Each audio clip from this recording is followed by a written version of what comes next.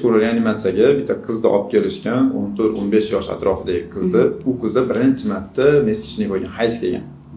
Hayz kelganda qonni ko'rib qo'rqib ketgan. Qo'rqib ketib turib, o'sha ostiga paxta tiqqan. Qonni to'xtataman deb. Paxta tiqqan, paxta qonagan, yana bo'lgan, yana paxta tiqqan, yana paxta tiqqan. Endi 3-4 kun ichida shunaqa paxta tiqib, polni paxta tiqib o'rganda, oxir qon to'xtagan. Samasa bo'ladi. Paxta o'zi yutib olishini hisobiga.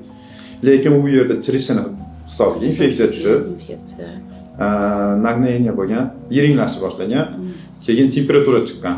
Unga hech kim bilmagan. U qiz ham prosta zakrit, hech kimga ayta olmagan dardini. U qiz o'ylab qo'rqib ketgan, prosta o'zi shu qon kelgancha qo'rqib ketgan. Hayz bo'lgancha. Keyin oxiri temperatura chiqib, banisaga borishgan. Banisaga borib tekshiruv va hokazo. Keyin oxiri u qiz aytgan, shunaqa menda qon keladi, qo'rqib ketib paxta tiqdim. Ungacha diagnoz ham qo'yish olmagan.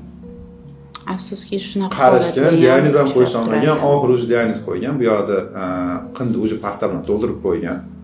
Matka o'zi hamma yo'q tugagan. Polni matkasini qindi hammasini olib tashlagan. Kichkina qiz prosta onasini, endi bu yerda befaroslik deymizmi? Befarosatlik deymizmi?